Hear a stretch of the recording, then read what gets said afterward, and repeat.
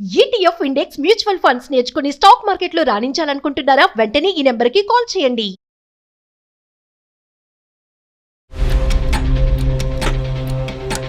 అది అసలు నాకేమీ చెప్పట్లేదు సార్. అదే ఏమైనా అడిగితే జాబ్ కూడా మానేసింది సార్. రూమ్ లోకి వెళ్ళిపోయి ఉండి వారం రోజుల నుంచి సార్.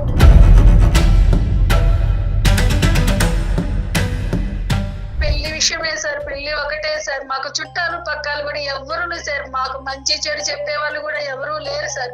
నాకేమన్నా అయిపోతే అతనికి ఏమనిపించిందో తెలియదు సార్. సడన్లీ నువ్వు నాకు అవసరం లేదు, నువ్వు నాకు వద్దు, నేను వేరే పెళ్లి చేసుకుంటా అని చెప్పేసి అన్నాడు సార్.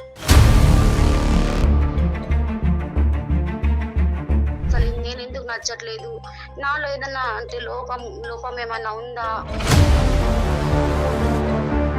ఇద్దరు అబ్బాయిలు మంచి వాళ్ళే, ఎవరు చెడ్డవాళ్ళు అనేది ఏం కాదు. కానీ సగం దూరం ప్రయాణం చేసిన తర్వాత నిన్ను ఈ విధంగా చేసి వెళ్ళిపోవటం అనేది, ఈ అబ్బాయిల మీద నాకు నమ్మకమే లేదు. నాకు అసలు ఎవరు వద్దు, ఎవరి ముఖం చూడను అని చెప్పేసి నేను లోపలికి వచ్చేసి నేను బాధపడుతున్నాను మేడం. పెళ్లి వద్దు సార్, నాకు పెళ్లి చేసుకోవాలని అస్సలు లేదు. మా మమ్మీనేమో పెళ్లి చేసుకో అని చెప్పి నన్ను బాగా మెంటల్ టార్చర్ చేస్తుంది. మా మమ్మీకి అసలు అర్థం కావట్లేదు. ఇక్కడ సైలెంట్గా ఒక నరకాన్ని అనుభవించినటువంటి వ్యక్తి ఎవరన్నా ఉంది అంటే కనుక అది మీ అమ్మాయి అమ్మ.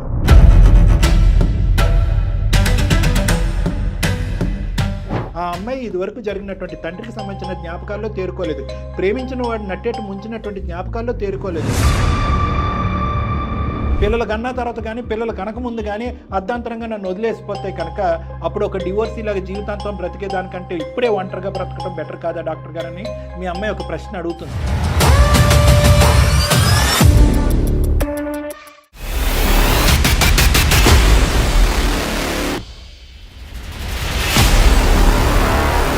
జీవితం కార్యక్రమానికి స్వాగతం. నమస్తే కళ్యాణ్ గారు. నమస్తే మేడం.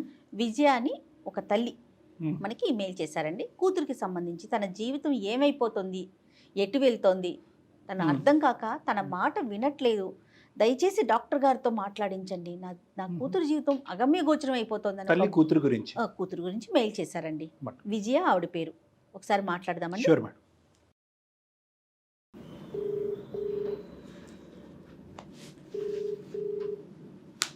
హలో, నమస్తే అండి. విజయ్ గారా మాట్లాడేది? నమస్తే అండి. నమస్తే అండి, నేను జయానండి, సుమన్ టీవీ అందమైన జీవితం ప్రోగ్రాం నుంచి. నమస్తే అమ్మా. నమస్తే అమ్మా. నమస్తే. మీరు పాప గురించి ఏదో మెయిల్ పెట్టారు నాకు. అవునమ్మా, మా పాప గురించే పెట్టుకున్నానమ్మా. నాతో పాటు డాక్టర్ కళ్యాణ్ చక్రవర్తి గారు ఉన్నారు. సమస్య ఏంటో డాక్టర్ గారికి చెప్పండి అమ్మా ఒకసారి. నమస్తే విజయ్ గారు. సార్ నమస్తే సార్. దేనికి సంబంధించిన అంశం అమ్మాయి? పాప గురించే సార్. అది యాక్చువల్లీ హైదరాబాద్ సార్. హైదరాబాద్ లో మా వారు పని సార్. అక్కడ ఉన్నప్పుడే పాప పుట్టింది. ఏంటమ్మా సమస్య? మా వారు ఆ బట్టల షాప్ లో బాగా డబ్బులు బిజినెస్ పరంగా తాగడం కానీ అవన్నీ చేసి చాలా నష్టం తీసుకొచ్చాడు సార్. అతనికి లేని అలవాటు లేదు సార్. అయ్యో. అప్పులు చేసేసాడు సార్. మాకేం లేకుండా చేసేసి అప్పులకు సమాధానం చెప్పలేక నన్ను పాపని తీసుకొని బాంబేకి తీసుకొచ్చేసాడు సార్. ఇప్పుడు బాంబేలో ఉన్నారమ్మా, ముంబైలో ఉన్నారా? అవును సార్, బాంబే నుంచే మాట్లాడుతున్నాం సార్. సరే చెప్పండి అమ్మా. ఇక్కడికి వచ్చిన తర్వాత కూడా ఆయన ఏమాత్రం మారలేదు సార్. చాలా ఇబ్బంది అయిపోయింది. సో అతనికి తాగుడు, వ్యసనాలు ఇవన్నీ. మీకు ఎంతమంది పిల్లలమ్మా? ఒకే ఒక పాప సార్ నాకు. పాప ఒక్కతే. ఇప్పుడు పాప వయసు ఎంత? ఇప్పుడు 27 వస్తుంది సార్. ఓకే. ఇక్కడ కూడా ఆఖరికి నా పుస్తలు ఉండే అది అమ్మేసేసి బిజినెస్ పెట్టిస్తే బట్టల పని చాలా ఆయనకి లేని అలవాటు లేదు. ఎక్కడ కూడా అట్లానే చేశాడు సార్. పాప ఇంటర్ ఫస్ట్ ఇయర్ అప్పుడు ఆయన చనిపోయారు సార్. లేరు ఇప్పుడు లేరు సార్. పాప ఏమైనా చేస్తుందమ్మా? ఇప్పుడు జాబ్ చేస్తుంది సార్. బీటెక్ అయిపోయింది సార్. మా వారు చనిపోయిన దగ్గర నుంచి కూడా పాపకి అమ్మైనా నానైనా అన్ని నేనే అయి చూసుకుంటా వచ్చాను సార్. నేను అండర్స్టూడ్. పాపకి ఏ మాత్రం కష్టం తెలియకుండా చూసుకుంటా వచ్చాను సార్. నేను ఇక పాపకి 27 వచ్చినాయని చెప్పేసి పెళ్లి చెయ్యాలని సంబంధాలు చూశాను సార్. అయితే ఒకరికొకరు ఇష్టపడ్డారు, ఒక నెల మాట్లాడుకున్నారు, బాగానే ఉన్నారు సార్. మరి ఏమైందో ఏమో అది క్యాన్సిల్ అయిపోయింది సార్. అది ఎందుకు క్యాన్సిల్ అయింది అంటున్నారు? వాళ్ళిద్దరి మధ్యన ఏం భేదాలు వచ్చినాయో తెలియదు సార్. బాగానే మాట్లాడుకుంటా ఉన్నారు సార్. కానీ ఆ పాప నాకేమి చెప్పదు సార్. ఏం జరిగిందని అడుగుతున్నా కూడా చెప్పట్లేదు సార్. ఇక రెండో సంబంధం కూడా చూశాను సార్ నేను. అది కూడా అట్లాగే సార్, కొద్ది రోజులు బాగానే మాట్లాడుకుంటానే ఉన్నారు, బాగానే చేస్తున్నారు. ఇంకా నాకు ఏ సంబంధాలు చూడదు, నాకు పెళ్లి వద్దు అని చెప్పి నాతో బాగా వాదనలు పెట్టుకుంది సార్. అసలు పెళ్ళే వద్దు అంటుంది సార్. ఆ అమ్మాయికి ఏం చేతబడి చేశారో, ఎవరేం చేశారో తెలియదు సార్. అవతల వాళ్ళు ఏమంటున్నారండి? ఇప్పుడు పెళ్లి సంబంధం అబ్బాయి వాళ్ళు ఉంటారు కదా, వారితో ఏమన్నా మాట్లాడారా? వాళ్ళు ఏమంటారు? మీ అమ్మాయి బిహేవియర్ మాకు నచ్చలేదు అట్లా అంతా మాట్లాడుతున్నారండి వాళ్ళు. మా బాబు ఏం సమాధానం చెప్పట్లేదు, నాకు పెళ్లి సంబంధాలు చూడదు, నీ పెళ్లి చేసుకోను, నాకు ఇష్టం లేదు, ఇదే చెప్తుందండి. ఉన్నది ఒకగానొక బిడ్డ సార్, ఆ పిల్ల జీవితం ఏమైపోయిందని బాధపడుతున్నాను సార్. నాకు ఆరోగ్యం కూడా బాగోట్లేదండి. ఒక సంబంధం కుదిరినా ఒక సంబంధం కుదరపోయినా పాపకు నచ్చినా నచ్చకపోయినా అన్ని మన మంచికేనమ్మా. ఇలాంటివి ఆ అమ్మాయికి ఏదో ఒక కారణం వల్ల నచ్చినటువంటి సంబంధాన్ని మీరు బలవంతంగా లేదమ్మా అని మభ్యపెట్టో బతిమాలో పెళ్లి చేశారనుకోండి, రేపొద్దున అందులో ఒక 60-70 సంవత్సరాల పాటు ఆ వైవాహిక జీవితంలో అమ్మాయి కంటిన్యూ అవ్వాలి. మానసికంగా అమ్మాయి ఎలా ఉందనేది మీరు చూడాలి కదా. నేను అనేది ఏంటంటే ఈ పెళ్ళి అనేటటువంటి అంశం కాకుండా మిగతా అన్ని అంశాల్లో అన్ని ఇష్యూస్లో మీ అమ్మాయి పర్ఫెక్టేనమ్మా? చదువు కానీ ఉద్యోగం కానీ? పర్ఫెక్ట్గానే ఉంది సార్. అది అసలు నాకు ఏమీ చెప్పట్లేదు సార్. జాబ్ కూడా మానేసింది సార్. రూమ్ లోకి వెళ్ళిపోయి ఉండి వారం రోజుల నుంచి సార్. ఫ్రెండ్స్ గానీ ఎవరైనా ఉన్నారమ్మా? ఉన్నారు సార్, కానీ వాళ్ళతో కూడా ఎవరితోనే మాట్లాడతలేదు సార్. అసలుకి ఎంత తలుపు కొట్టినా తలుపు తీయట్లేదు సార్. నాకు అన్నం వద్దంటుంది, ఏమి వద్దంటుంది సార్. ఆ రూమ్ లోనే ఉంటుంది సార్. మరి మీ ఆర్థిక పరిస్థితి ఏంటమ్మా? నేను ఇంట్లో పని చేసుకుంటా, నేను బతుకుంటూ వచ్చాను సార్. ఇప్పుడు ఒక గూడు అనేది ఏర్పరచుకున్నాను సార్, అదే ఇంట్లో ఉంటున్నాను సార్. తిన్నా తినకపోయినా కూడా పిల్ల ఏదో జాబ్ చేస్తుంది, పర్వాలేదు. పిల్లకి పెళ్లి చేద్దాం, తన భవిష్యత్తు బాగుంటుంది అనుకుంటే పిల్ల ఇప్పుడు ఇట్లా చేస్తుంది సార్. ముందు ఒకసారి సూసైడ్ కి అటెంప్ట్ చేసుకోబోయింది సార్ తను. ఇంతకు ముందు అటెంప్ట్ అంటే ఎప్పుడమ్మా? అది ఎంతకాలం క్రితం? అప్పుడు కారణం ఏంటి? తను అప్పుడు అంతకు ముందు ఎవరిని ఇష్టపడింది సార్, జరగలేదని చెప్పేసి తన 5లో చేసుకోపోయింది సార్. అందుకనే సార్ మీ వల్ల మా పాప భవిష్యత్తు బాగుంటుంది, కనీసం మీ మాటైనా విని ఆ అమ్మాయి మనసు మారిద్దని సార్ మీకు మేలు పెట్టుకున్నాను సార్. అయ్యో, ఈ అర్జెన్సీ చూసే మేము వెంటనే రెస్పాండ్ అవటం జరిగింది. ఒకసారి పాపతో మాట్లాడదాం అమ్మా. మాట్లాడిస్తాను సార్, నేను మాట్లాడిస్తాను సార్. మాట్లాడిపించండి అమ్మా. ఒక్క నిమిషం సార్. ట్రై చేయండి అమ్మా, ట్రై చేయండి. కీర్తన, అమ్మా కీర్తన, ఒక్కసారి తలుపు తీయమ్మా. మా అమ్మ కదా, ఒక్కసారి అమ్మా, మా అమ్మ కదా, ఒక్కసారి తలుపు తీయమ్మా. మన చుట్టాలేనమ్మ, ఒక్కసారి మన చుట్టాలతో మాట్లాడుతురా అమ్మ, ఫోన్ మాట్లాడుతురా అమ్మ. తల్లి మా అమ్మ కదా, బంగారు తల్లి, ఒక్కసారి రా తల్లి, మాట్లాడుతురా అమ్మా. కీర్తన, హలో, ఎవరు? అమ్మ అదే ఇందాక అమ్మ చెప్పారు కదమ్మా, మేము మీ చుట్టాలని చెప్పారు, బంధువులని చెప్పారు. కానీ వాస్తవానికి మేము మీ బంధువులం కాదమ్మా, ఉన్నది ఉన్నట్టుగా చెప్పాలి, నిజంగా నిజాయితీగా మాట్లాడాలి. కాబట్టి ఇది అందమైన జీవితం అనేటటువంటి ఒక కార్యక్రమం అమ్మ. నా పేరు డాక్టర్ కళ్యాణ్ చక్రవర్తి. నాతో అటు మన జయ మేడం కూడా ఉన్నారు, సీనియర్ హోస్ట్ ఆవిడ. సో ఏంటంటే అమ్మ చాలా బాధతో మాకు ఒక ఈమెయిల్ పంపించడం జరిగిందమ్మా. నా కూతురు నా చెప్పిన మాట వినట్లేదు, చాలా విపరీతమైనటువంటి డిప్రెషన్లో ఉంది, తిండి తినట్లేదు, తను రూమ్లోంచి బయటికి రావట్లేదు, ఉద్యోగం కూడా మానేస్తుందని చెప్పి ఇంతకుముందు సూసైడ్ అటెంప్ట్ కూడా చేశారని చెప్పింది అమ్మ. నీ బాధ ఏంటి అనేటటువంటి నీ వివరం తెలుసుకోవడానికి మేము కాల్ చేసామమ్మా. ఎలా ఉన్నావమ్మా? ఏంటి నీ పరిస్థితి? అంటే నాకు మ్యారేజ్ అంటే, నువ్వు తెలుగులో ఫ్లూయెంట్గా మాట్లాడగలవమ్మా? మీకు ఎలా వస్తే అలా మాట్లాడండి, పర్వాలేదండి, మీ కన్వీనియంట్. చెప్పు నాన్న. నాకు మ్యారేజ్ అంటే ఇష్టం లేదండి, పెళ్లి చేసుకోవాలని లేదు నాకు. పెళ్ళే ఇష్టం లేదు, పెళ్లి వద్దు. మా డాడీ మమ్మల్ని చాలా ఇబ్బంది పెట్టేవాడు, చాలా టార్చర్ చేసేవాళ్ళు. అంటే ఏమన్నా ఇంట్లో డబ్బులు ఉన్నాయి తీసుకెళ్లిపోవడం, పేకాటడం, అట్లాంటి పనులు చేసి మమ్మల్ని చిత్రహింసలు పెట్టేసిండండి. అప్పటి నుంచి నాకు మ్యారేజ్ చేసుకోవాలని అసలు ఇంట్రెస్ట్ లేదండి. అంత చిన్న వయసులోనే నీకు ఫ్యామిలీ మీద, మ్యారేజ్ మీద ఒక ఇష్టం అనేది పోయింది? ఇష్టం అనేది పోయిందండి. మరి జాబ్ ఎందుకు మానేసావు? జాబ్ నేను జాయిన్ అయినప్పుడు ఒక అబ్బాయి ఉండే అండి. అబ్బాయి నన్ను అంటే చాలా నమ్మించిండు. ఒక 6 months వరకు మేమిద్దరం ట్రావెల్ చేసినాం. కాదు నాన్న, ఇప్పుడు పెళ్ళంటే ఇష్టం లేదన్నావు, నీకు మగవాళ్ళ మీద కోపం అన్నట్లుగా మాట్లాడావు. మరి ఈ అబ్బాయికి ఎట్లా అట్రాక్ట్ అయ్యావు? ఆ అబ్బాయి అంటే మా ఆఫీస్ లోనే పనిచేసేవాడు. ఓకే. నాకు అంటే అతను నాకు నమ్మకం కలిగేలా నాతో క్లోజ్ గా ఉండేవాడు. కారణం ఏంటమ్మా మీరిద్దరు విడిపోవటానికి? అతనికి ఏమనిపించిందో తెలియదు సార్. సడన్లీ నువ్వు నాకు అవసరం లేదు, నువ్వు నాకు వద్దు, నేను వేరే పెళ్లి చేసుకుంటా అని చెప్పేసి అన్నాడు సార్. అలా అనేసరికి నాకు చాలా బాధేసింది సార్. ఈ అప్పటికి అనుకున్నా ఏ అబ్బాయి అయినా ఇంతేనా అని అనుకున్నా సార్. అమ్మా అందుక ఉద్యోగం మానేసింది మీరు? అవును సార్. అందుకే ఇక నాకు అరే ఇంత ఈజీగా ఒక అబ్బాయి మోసం చేస్తారా అనిపించింది. దానివల్ల నేను సూసైడ్ అటెంప్ట్ కూడా చేసుకోపోయినా సార్. అయ్యో, అమ్మ ఒక్కతే ఉంది కదా, నువ్వు అట్లా చెయ్యొచ్చా? అది ఏదో మెంటల్ గా అట్లా వెళ్ళిపోయినా మేడం నేను. ఇదంతా జరిగి ఎంతకాలం అయిందమ్మా? 1 year అయిపోతుంది సార్. 1 year అయింది కదమ్మా. అయినా కానీ ఒకటి రెండు సంబంధాలు చూసేవంట కదా, మరి మ్యారేజ్ వద్దనే దాని సంబంధాలు అలాగే ఎందుకు మా మమ్మీ ఏడవడం చేయడం, నువ్వు పెళ్లి చేసుకుంటే బాగుంటది, అదే అందులోంచి బయటపడటానికి పెళ్లి చేసుకున్నా. చెప్పమ్మా చెప్పు. నేనున్న రోజులు నీ జీవితం బాగా చేయాలని చెప్పేసి మా మమ్మీ చాలా ఏడ్చింది సార్. మమ్మీ ఏడ్చింది, బాధపడింది. దానివల్ల ఆ ఒత్తిడితో నువ్వు ఒక అబ్బాయితో మాట్లాడావు. కానీ కొన్ని రోజులు మాట్లాడిన తర్వాత ఓకే అని అనుకునే పరిస్థితి వచ్చింది కదా ఒక సంబంధంలో. అప్పుడు ఎందుకు ఆ సంబంధాన్ని నో చెప్పారు మీరు? 1 month దాకా మంచిగానే మాట్లాడుకున్నాం. అబ్బాయి కూడా మంచిగానే ఉన్నాడు. నేనేమి అనలేదు. బట్ ఏ విషయంలోనో తనకి నేను నచ్చలేను. నచ్చకపోయేసరికి 1 month మాట్లాడిన అబ్బాయి సడన్లీ నువ్వు అంతే వద్దు, నేను వేరే సంబంధం చూసుకుంటా అని చెప్పేసి అన్నాడు సార్.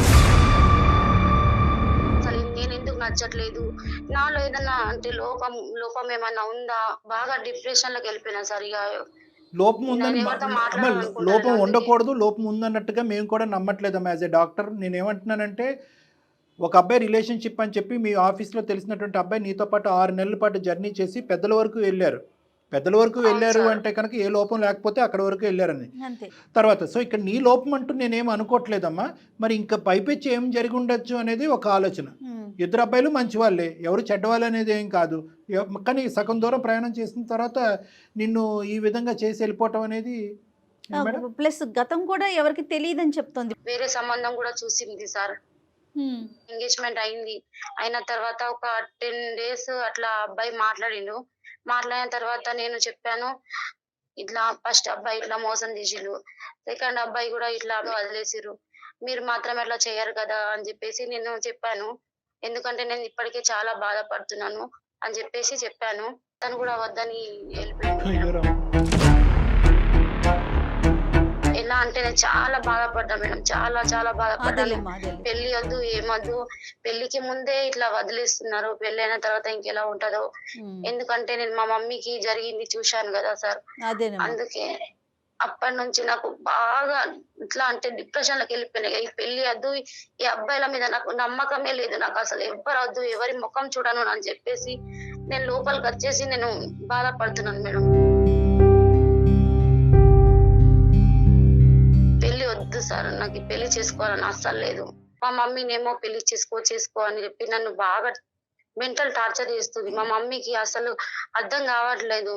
నాకు బాధగానే ఉందమ్మా. అంటే ఏంటంటే పెళ్ళి అనేటటువంటి టాపిక్తో ఉద్యోగం పోయింది, నువ్వు మానసికంగా ఏంటంటే కంప్లీట్గా ఒక డిప్రెషన్లోకి వెళ్ళిపోయి, ఒక రూమ్లోకి వెళ్ళిపోయి, ఇప్పటి వరకు లేనటువంటి తల్లి కూతుర్ల మధ్యన ఉండే భేదాభిప్రాయాలు అన్నీ, అమ్మకు నువ్వు, నీకు అమ్మ, అంటే ఒక పెళ్లి గురించి నిజంగా ఈ విధంగా ముందుకెళ్ళాలా అనేది నాకు అర్థం కావట్లేదు నిజంగానే. అంటే అమ్మ ఒకటి కొన్ని సంఘటనల నిమిత్తం పెళ్ళి అనేటటువంటిది ఇది కాదు. ఇంకొక 2 అబ్బాయిలు ఒక 2 సంబంధాలు వచ్చి ఆ 2 సంబంధాలతో నువ్వు మాట్లాడి వాళ్ళు అకారణంగా దూరం అయిపోయినా కూడా పెళ్ళి అనేటటువంటి బంధం వద్దు, పెళ్లి చేసుకుంటే కనుక మగవాళ్ళందరూ ఇలాగే ఉంటారు, అర్ధాంతరంగా జీవితంలో మధ్యలో నట్టేటు ముంచేసి వెళ్ళిపోతారు, మా నాన్నలాగే ప్రవర్తిస్తారు, మా నాన్నలాగే అలవాట్లు ఉంటాయి అనే కాన్సెప్ట్ అనేటటువంటిది నీకున్న చిన్న ప్రపంచంలో చాలా పెద్ద కాన్సెప్ట్ అమ్మ. నువ్వు అంత దూరం ఆలోచించవలసినటువంటి అవసరం లేదు. కానీ ఇక్కడున్న పరిస్థితుల్లో వాస్తవానికి నీకంటే నేను అమ్మకి కౌన్సిలింగ్ ఇవ్వాలి అని అనుకుంటున్నాను. మమ్మీకి నీ మనసులో ఏ బాధ ఉందనేది అమ్మకు అర్థమయ్యేటటువంటి విధంగా అమ్మకి చెప్పాలి. ఎందుకంటే అమ్మ ఒక్కటే నాన్న యొక్క బాధను అనుభవించలేదు, నువ్వు కూడా అనుభవించావు. దానివల్ల నీకు మ్యారేజ్ మీద ఎటువంటి ఒక దురాభిప్రాయం మేడం, ఒక దురాభిప్రాయం పడింది. మగవాళ్ళ మీద ఎటువంటి దురాభిప్రాయం పడింది. అక్కడ నాన్నని చూసావు, ఇక్కడ 3 మగాళ్ళని చూసావు. అందరు మగాళ్ళు ఇలాగే ఉంటారు, అర్ధాంతరంగా ఇలా మధ్యలో నడి బజార్లో వదిలేసి పోతారు అనేటువంటి నీ కాన్సెప్ట్ని మార్చవలసినటువంటి సమయం సందర్భం వస్తుందమ్మా. కానీ ఇప్పుడు కాదు, ఇద్దరికి కూడా కౌన్సిలింగ్ కావాలి. కానీ ఫస్ట్ అమ్మకు కొన్ని నేను వివరాలు చెప్పాలి అనుకుంటున్నాను. అమ్మ పక్కనుంటే ఒకసారి ఫోన్ ఇయ్యమ్మ. అమ్మ పాపను కూడా పక్కన పెట్టుకోండి అమ్మ, ఇద్దరు వినండి నా మాట, నేను చెప్పేది ఒక్కసారి. ఇప్పటి వరకు పాప చెప్పినటువంటి అంశాలు మీకు అర్థమైనాయా? అంటే పెళ్ళి అనే సబ్జెక్ట్ తీసేసి మీ కూతురు ఒక మనిషి 27 సంవత్సరాలు వయసు ఉన్నటువంటి ఒక ఆడపిల్ల అనుభవించేటటువంటి ఒక బాధని మనసు విప్పి ఒక్కసారి ఆలోచించండి అమ్మా మీరు, విజయ గారు. సార్ నేను ఇక్కడ చెప్పేది ఏంటంటే పెళ్ళి అనే కాన్సెప్ట్ కాసేపు తీసి పక్కన పెడదాం. మీరు ఎంత నరకాన్ని అనుభవించారో, ఎంత మానసికపరమైన క్షోభను అనుభవించారో దానికి సమపాలల్లో మీ అమ్మాయి కూడా అనుభవించింది. ఎటొచ్చి మీరు బయట ప్రపంచానికి చెప్పుకున్నారు, అరే ఒక భారీగా మీరు ఇంత అనుభవిస్తున్నారు అని చెప్పి మీరు ఒకటి బయట ప్రపంచానికి చెప్పుకున్నారు, మీ బాధని నలుగురికి ఏదైనా చెప్పుకుని చూపెట్టారేమో. కానీ ఇక్కడ సైలెంట్గా ఒక నరకాన్ని అనుభవించినటువంటి వ్యక్తి ఎవరన్నా ఉంది అంటే కనుక అది మీ అమ్మాయి అమ్మ. కేవలం తండ్రి అనేటటువంటి వ్యక్తి ఇలా ఉంటాడు అనేదే కాకుండా ఫ్యూచర్లో నేను మ్యారేజ్ చేసుకుంటే భర్త అనేవాడు కూడా ఇలాగే ఉంటాడు అనే కాన్సెప్ట్, ఆ బీజం ఈ అమ్మాయికి అప్పుడే పడిపోయింది. ఇది మీరు దయచేసి మీరు అర్థం చేసుకోవాలి పెద్ద మనసుతో. ఓకే, ఇది నెంబర్ 1. నెంబర్ 2 ఏమైంది అంటే ప్రేమించినటువంటి వ్యక్తి ఒకలాగే ప్రవర్తించాడు. అరేంజ్డ్ మ్యారేజ్ చేయాలి అనేటటువంటి తాపత్రయంతో ఎంగేజ్మెంట్ చేసుకున్న తర్వాత ఒక వ్యక్తి నెల రోజుల తర్వాత పారిపోయాడు. అంటే ఏది కరెక్ట్? ఇంకా అంటే తండ్రి పాత్రలో చూసినటువంటి వ్యక్తి కరెక్ట్గా లేడు, ప్రేమించినటువంటి వ్యక్తి అర్ధాంతరంగా. ఇప్పుడు ఆ అమ్మాయి ఏమనుకుంటుంది, నాలో ఏమైనా లోపం ఉందా సార్, ఎవడికి వాడు వచ్చాడు మాట్లాడుతున్నాడు ఎందుకు వెళ్ళిపోతున్నాడు కూడా చెప్పట్లేదు, అట్లీస్ట్ కారణం చెప్పి వెళ్ళిపోయినా కూడా నేను జీర్ణించుకునేటటువంటి పొజిషన్లో ఉంటాను, నన్ను నేను సరిదిద్దుకుని ముందుకెళ్తాను, కారణం కూడా చెప్పకుండా అకారణంగా ప్రేమించిన వాడు వెళ్ళిపోయాడు, ఎంగేజ్మెంట్ చేసుకుని దగ్గరుండి ఎంగేజ్మెంట్ చేసుకున్న వాడు కూడా వెళ్ళిపోయాడు. ఇంకొక వ్యక్తి నాలో ఏమన్నా లోపం ఉంది అంటే కనుక నీలో ఏం లోపం లేదు కానీ నువ్వు నాకు వద్దు అని చెప్పి వెళ్ళిపోయాడు. రేపొద్దున పెళ్ళి అయిన తర్వాత ఈ ముగ్గురు లాంటి వాళ్ళు ఎవరైనా నా కర్మకాలి నా జీవితంలో ఎవరన్నా ప్రవేశిస్తే కనుక పిల్లలు కన్నా తర్వాత కానీ పిల్లలు కనకముందు కానీ అర్ధాంతరంగా నన్ను వదిలేసిపోతే కనుక అప్పుడు ఒక డివోర్స్ ఇలాగ జీవితాంతం బ్రతికేదానికంటే ఇప్పుడే ఒంటరిగా బ్రతకడం బెటర్ కాదా డాక్టర్ గారని మీ అమ్మాయి ఒక ప్రశ్న అడుగుతుంది. ఈ ప్రశ్నని మనం లోతుగా ఆలోచించాలమ్మా. ఆ అమ్మాయికి పెళ్ళి అంటే అయిష్టత, లేదంటే ఈ అమ్మాయి మానసికంగా తేరుకోవటానికి మనం అవకాశం ఇవ్వకుండా పెళ్ళి అనేటటువంటి సబ్జెక్ట్ని ఆ అమ్మాయి మీద బలవంతంగా రుద్దేటటువంటి ప్రయత్నం చేస్తున్నావా? ఇక్కడ మానసికంగా ఫస్ట్ మీ అమ్మాయి యొక్క మెంటల్ స్టేట్ని మీరు ఆలోచించండి. మీరు చదువుకున్నారో లేదో నాకు తెలియదు కానీ అందరికీ అర్థమయ్యేటటువంటి ఒక సబ్జెక్ట్ ఏదన్నా ఉంది అంటే కనుక ఇక్కడ మీ అమ్మాయికి సంబంధించింది డిప్రెషన్. మానసిక మేడం, ఇప్పుడు ఈ అమ్మాయి ఇందాక నేను చెప్పినటువంటి దాంట్లో ఒక వ్యక్తితో ప్రయాణం చేసి తల్లిదండ్రులకు వచ్చి చెప్పి ఇద్దరు తల్లిదండ్రులు ఒప్పించిన తర్వాత ఏ అమ్మాయి ఊహించుకుంటుందమ్మా? ఎవరినైతే ప్రేమించి నమ్మకంగా చేతిలో చేయి పెట్టుకుని ప్రామిస్ చేసినటువంటి వ్యక్తి విత్డ్రా అవుతాడని ఏ అమ్మాయి ఊహించుకుంటుంది? అది పెద్ద మానసిక పరమైన బ్లో. ఈ అమ్మాయి అప్పుడే సూసైడ్ అటెంప్ట్ చేసింది. ఇది జరిగి ఎంతకాలం అయిందని ఇందాక నేను అన్నాను అంటే కనుక ఎందుకు అడిగానంటే ఇది జరిగి ఒక 5 సంవత్సరాల క్రితం అయితే కనుక బహుశా కాలక్రమేణా పోతుంది, ఆ మెమరీస్ అనేవి డైల్యూట్ అయ్యి ఉండేవి మేడం. జరిగి 1 ఇయర్ అవ్వలేదు.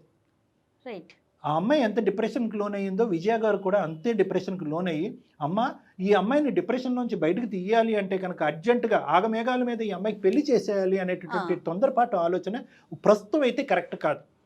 సరే కాదండి మా అమ్మాయి పెళ్ళే వద్దు అని అనుకుంటుందంటే నేను తినాలి అనిపించినటువంటి తిండిని నాకు బలవంతంగా పెడితే నాకు వామిటింగ్ వస్తుంది, దాని మీద ఒక ఏవగింపు వస్తుంది. ఇక్కడ కూడా అదే ఆ అమ్మాయికి నచ్చనటువంటి ప్రస్తుతానికి నచ్చనటువంటి సబ్జెక్ట్. నాకేమైనా అయిపోయి నేను కాలం చేస్తే నా బిడ్డ ఎందుకు అలా అనుకుంటారమ్మా? ఎందుకు అంత నెగిటివ్గా ఆలోచిస్తారు? నేను ఒకటే సబ్జెక్ట్ అంటున్నానమ్మా, పెళ్ళి అనేటటువంటి సబ్జెక్టు ప్రస్తావన ఈ రోజు మీ అమ్మాయికి నచ్చకపోయినా కూడా దాని వెనకాతల మూల కారణం ఏంటంటే మానసిక పరిస్థితి బలంగా లేకపోవటం అనేది. ఆ అమ్మాయి ఇదివరకు జరిగినటువంటి తండ్రికి సంబంధించిన జ్ఞాపకాల్లో తేరుకోలేదు, ప్రేమించిన వాడు నట్టేట్టు ముంచినటువంటి జ్ఞాపకాల్లో తేరుకోలేదు. ఎంత మానసిక పరమైన క్షోభం అది. ఫస్ట్ నేనేమంటానంటే ఈ అమ్మాయినే కాదమ్మా, చాలామంది ఈ మధ్యకాలంలో తల్లిదండ్రులు నా దగ్గర తీసుకొస్తున్నారు మేడం. 27, 28, 30, 31, 32 ఆడపిల్లల్ని అబ్బాయిని కూడా తీసుకొచ్చి మా ఎదురుగుంట కూర్చోపెడుతున్నారు. ఏమని కూర్చోపెడుతున్నారు? సార్ ఈ అమ్మాయి కానీ ఈ అబ్బాయి కానీ పెళ్ళే వద్దంటున్నారండి. ఎందుకు వద్దంటున్నారు మాకు అర్థం కావట్లేదు. వీళ్ళు బ్యాక్గ్రౌండ్లో ఏదన్నా మాకు తెలియనటువంటి స్టోరీ నడిపిస్తున్నారేమో, అది మీరు కనుక్కోండి డాక్టర్ గారు.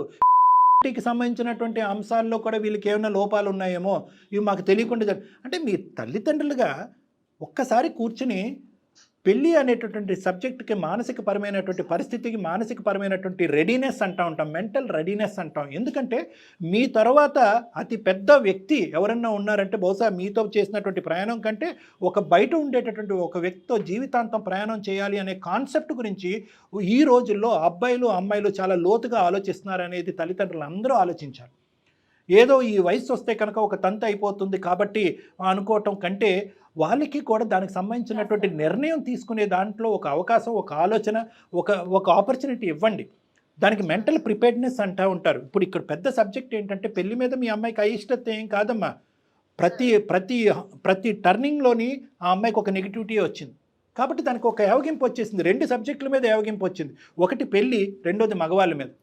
ఇప్పుడు మీరు బలవంతంగా ఇదే పీరియడ్లో ఇంకోటి తీసుకొచ్చేసి ఒక్కొక్క దాని మీద ఒక ఫెయిలియర్ మీద ఒక ఫెయిలియర్ ఇలా రిపీటెడ్ చూశారనుకోండి, అదిగోండి 3 కాదు 5 కాదు 10 మంది అబ్బాయిలు అందరూ ఇలాగే ప్రవర్తించారని చెప్పి ఇంకా ఏవగింపుకి వచ్చేసి ఇంకా అమ్మాయి దండం పెట్టేసి విత్డ్రా అయిపోతుంది. సో మీరు ఇక్కడ అర్థం చేసుకోవాల్సింది ఏంటంటే మీకు నేను ఇచ్చేటటువంటి కౌన్సిలింగ్ ఏంటంటే దయచేసి పాజ్, కాసేపు ఆగండి, ఆలోచించండి, తొందరపడద్దు, ఆధారపడద్దు, కంగారు పడద్దు.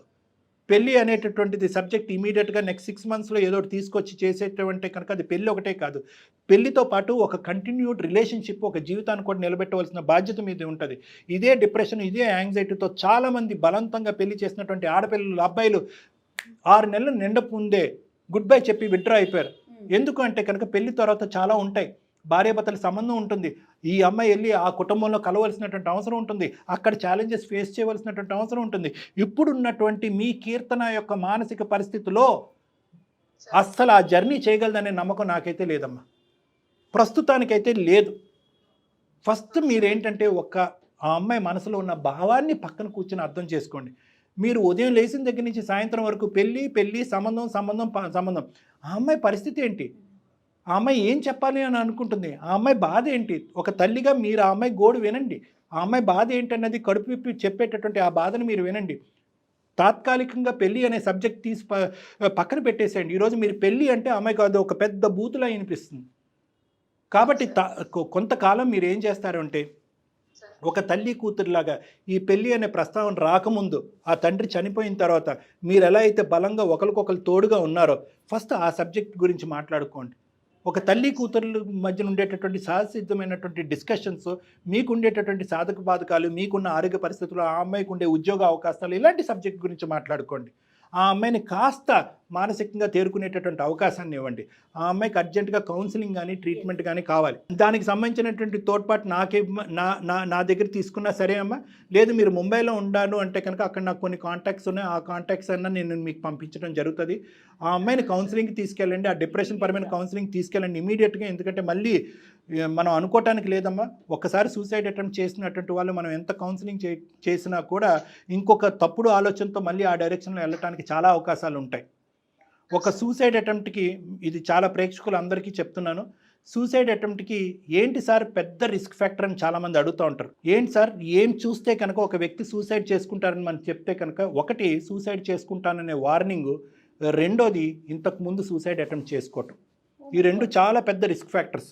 మనం అనుకుంటాం ఒకసారి సూసైడ్ అటెంప్ట్ చేసుకున్నారు, వీళ్ళకి బుద్ధి వచ్చింది, మనం బాగా చెప్పాము, ఇది చేసాం, బాధపడ్డాం, అమ్మ నీ మీద ఒట్టు, నాన్న మీద ఒట్టు, నేను ఇంకెప్పుడు చేయను సూసైడ్ అటెంప్ట్ అని అనుకుంటాం. కానీ ఒక్కసారి వాళ్ళు ఆ బాధలో తేరుకోవటానికి అదొక మార్గంగా ఎంచుకున్నప్పుడు నెక్స్ట్ టైం మళ్ళీ ఆ బాధ వచ్చినప్పుడు అదే మార్గం ఆ సబ్కాన్షియస్ మైండ్ వాళ్ళకి గుర్తు చేస్తూ ఉంటుంది. ఇదిగో మళ్ళీ నీ రోడ్ ఎండ్ అయింది, అప్పుడు ఒకసారి ఎండ్ అయింది, నువ్వు ఆ నిర్ణయం తీసుకున్నావు, సక్సెస్ అవ్వలేదు, మళ్ళీ నీ రోడ్ ఎండ్ అయింది, ఈసారి కూడా ఇదే నిర్ణయం చేసుకో అని చెప్పి ఆ సబ్కాన్షియస్ మైండ్ చెప్తూ ఉంటుంది. కాబట్టి ఈ అమ్మాయి ఆల్రెడీ ఒక పెద్ద అటెంప్ట్ చేసింది కాబట్టి మళ్ళీ ఇంకొకటి అలాంటి అంశం పునరావృతం అవ్వకూడదంటే ఇమీడియట్గా psychological counselling, psychological treatment for depression is important.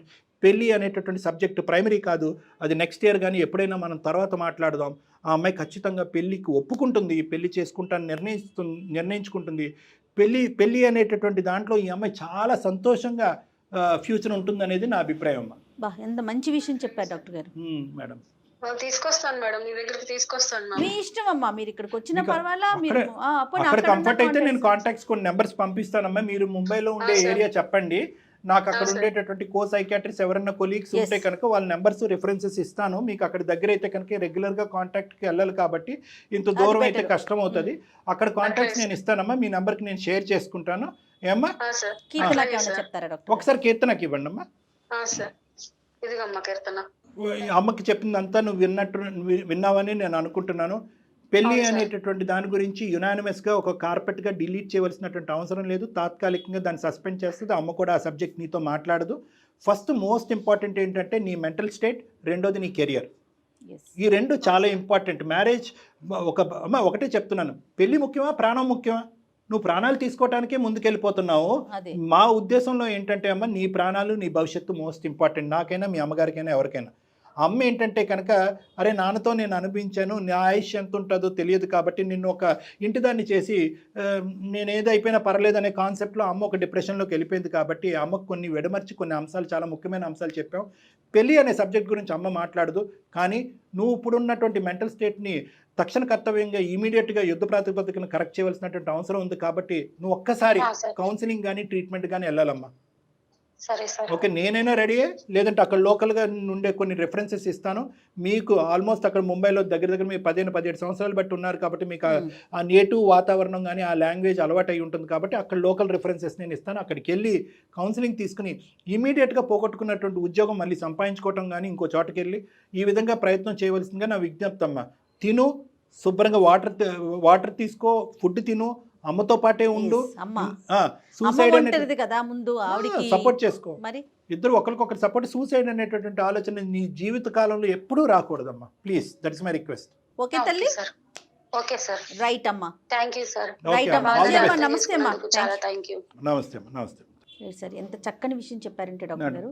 ఎందుకంటే సూసైడ్ టెండెన్సీ వచ్చిన తర్వాత ఒకసారి అటెంప్ట్ చేయగానే సహజంగా అట్లాగే అనుకుంటామండి, అమ్మయ్య అయిపోయింది, ఇంక వీళ్ళు మనం బయటకు తీసుకొచ్చేస్తామని, మళ్ళీ వెళ్తారు అనే థాట్ ఉండదు. బట్ మీరు మెడికల్ ఫీల్డ్ కాబట్టి చాలా క్లియర్గా చెప్పారండి.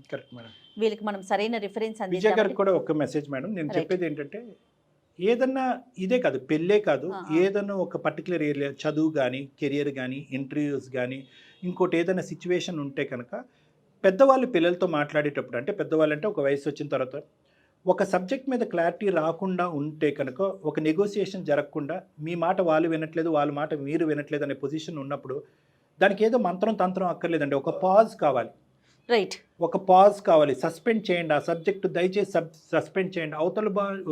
అవతల వ్యక్తికి విరక్తి వచ్చి, ఒక ద్వేషం వచ్చేసి, కమ్యూనికేషనే కట్ అయిపోయేంత పరిస్థితికి వచ్చేంత పరిస్థితి వరకు ఏ ఇష్యూని డ్రాగ్ చేయకండి. ఒక పాజ్ తీసుకోండి, ఇంట్రోస్పెక్ట్ చేసుకోండి, మనం వెళ్ళే అప్రోచ్ కరెక్టా కాదా అని చెప్పి ఎవరికి వాళ్ళు ఆలోచించుకోండి. అవతల వాళ్ళ యొక్క బాధ ఏంటన్నది ఆలోచించండి.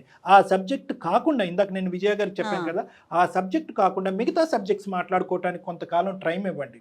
తర్వాత ఆటోమేటిక్గా ఒక ఆపర్చునిటీ వస్తుంది, కోపాలు భావోద్రేకాలు చల్లబడతాయి, ఆటోమేటిక్గా ఆ సబ్జెక్ట్ మళ్ళీ మాట్లాడుకోవడానికి ఒక అవకాశం ఉంటుంది. రైట్, మా మాటే నెగ్గాలనే పంతం ఉండకూడదు. వర్కౌట్ అవుతుంది. రైట్ అండి. నమస్తే డాక్టర్. నమస్తే.